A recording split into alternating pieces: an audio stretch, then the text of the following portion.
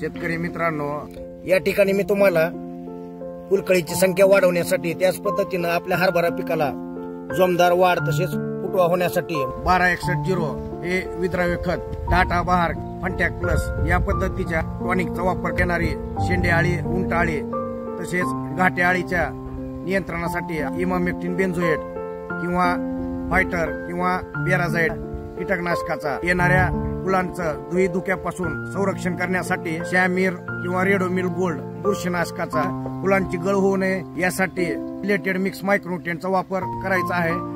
फवारणी करत असताना सिलिकॉन बेस स्प्रेडरचा वापर करायचा आहे। यापुढची फवारणी आपण घाटे अवस्थेमध्ये घेणार आहोत। तो व्हिडिओ देखील लवकरच आपल्यासाठी पोस्ट करण्यात येईल।